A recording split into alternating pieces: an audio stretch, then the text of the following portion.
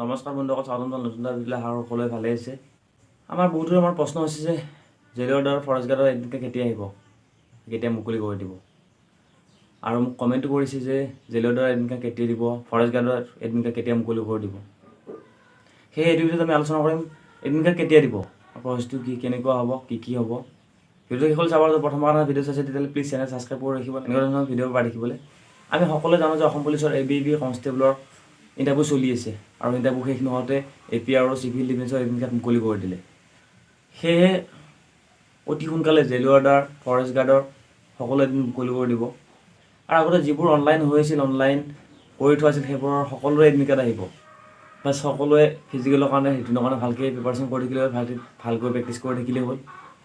Constable ABBত ল'ৰা running আছিল 3200 metre, ছোৱালী আছিল 1600 মিটাৰ। ৰানিংটো বেছি হোৱাৰ কাৰণে বহুত ল'ৰা ছোৱালী পাছ কৰিব পৰা নাই। আৰু জেইলৰ দ্বাৰত ল'ৰাৰ ৰানিং আছে 1600 মিটাৰ আৰু ছোৱালী আছে 1200 মিটাৰ। সেই ৰানিং কম আৰু সকলোৱে পাছ কৰিব পাৰিব। আৰু যিহেতু আমি প্ৰেক্টিছ কৰি আছোঁ, ৰানিং কৰিয়ে আছিলোঁ আমি কনষ্টেবলৰ কাৰণে, সেয়ে সকলোৰে ভাল হ'ব ফিজিকেল। বাছ এইকেইদিন ফিজিকেলত গুৰুত্ব দিয়ক, ৰিটেনৰ কাৰণে ভালকৈ পঢ়ক।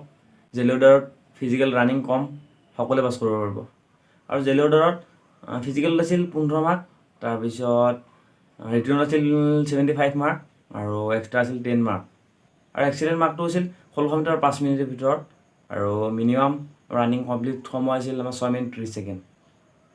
ল'ৰা ছোৱালী একেই সময়, বাছ ল'ৰাৰ 1600 আৰু ছোৱালীৰ 1200 মিটাৰ। যিসকলৰ কনষ্টেবলত ইণ্টাৰভিউ ভাল হৈছে বা বেয়া হৈছে, এটাই অনুৰোধ যে সকলোৱে ভালকৈ প্ৰেক্টিছ কৰি থাকক। আৰু যিসকলৰ বেয়া হৈছে তেওঁলোকে হাৰ মানিব নালাগে, আকৌ চেষ্টা কৰক, আকৌ কষ্ট কৰক। এবাৰ ইয়াত জেইলৰ দ্বাৰত ৰানিং কম 1600 মিটাৰ, সকলোৱে পাছ কৰিব পাৰিব। ভালকৈ প্ৰেক্টিছ কৰক, কষ্ট কৰক, আশা কৰোঁ সকলোৱে ভাল হ'ব। আৰু অকল ফিজিকেল পাছ কৰিলেই নহ'ব, কাৰণ ৰিটেন দিবলৈ হ'লে ভাল মাৰ্ক এটা পাব লাগিব। আমি যিমানে ফিজিকেলত কষ্ট কৰিম, যিমানে আমি ভাল নাম্বাৰ উঠাব পাৰিম, আমাৰ এডমিট কাৰ্ড আহিব। আৰু আমি ফিজিকেলত যিমান নাম্বাৰ উঠাব পাৰিম, আমাৰ ৰিটেনত নাম্বাৰটো কম পালেও হ'ব। সেয়ে আমি ফিজিকেলত গুৰুত্ব দিয়াটো একেবাৰে অত্যন্ত জৰুৰী, আৰু ৰিটেনৰ কাৰণে ভালকৈ প্ৰিপাৰেশ্যন কৰি থাকিলেই হ'ল।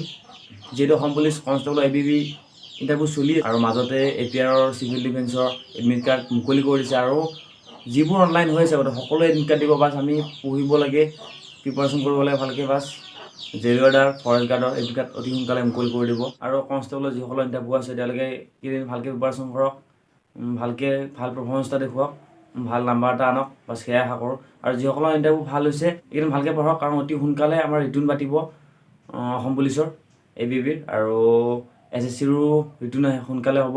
কিন্তু সকলোকে মোৰ ফালৰ পৰা অনুৰোধ যাতে সকলোৱে ভালকৈ পঢ়ক, কিন্তু ভালকৈ প্ৰিপাৰেশ্যন কৰক, ভাল মাৰ্ক এটা পাওক, মেৰিটত নাম আহক, এয়া আশা কৰোঁ। ভিডিঅ'টো এইখিনি আছিল। জয় হিন্দ।